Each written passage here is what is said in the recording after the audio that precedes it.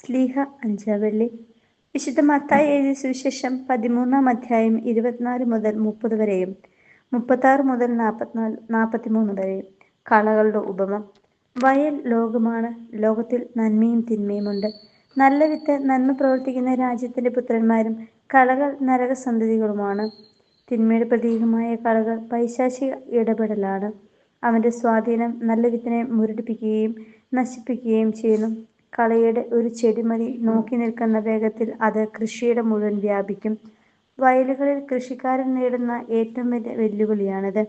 ആത്മാവിന്റെ കാര്യവും ഇതുപോലെ തന്നെയാണ്. അല്പം അശ്രദ്ധ മതി മരണവിത്തുകൾ വിതച്ച് ദുഷ്ടൻ നമ്മുടെ ആത്മാവിനെ നിർവീര്യമാക്കും.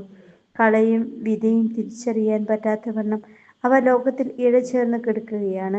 ശരിയും തെറ്റും വേർതിരിച്ചറിയാൻ കഴിയാത്തതിനാൽ നാം പോലും അറിയാതെ തെറ്റിന്റെ പക്ഷം ചേരുന്നു.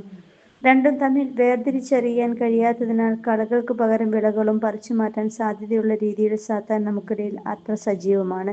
പരിശുദ്ധാത്മാവിന്റെ നിമന്ത്രണങ്ങൾ തീർത്തും അവഗണിക്കുന്നതിനാൽ തെറ്റും ശരിയും തിരിച്ചറിയാൻ കഴിയാതെ ശരിയെന്ന മട്ടിൽ തെറ്റുകളിൽ നാം തുടർന്നുകൊണ്ടേ പോകുന്നു. അവസാനം നമ്മുടെ ആത്മാവ് സാത്താന്റെ എരിതീയിൽ കത്തിയമരുകയും ചെയ്യുന്നു.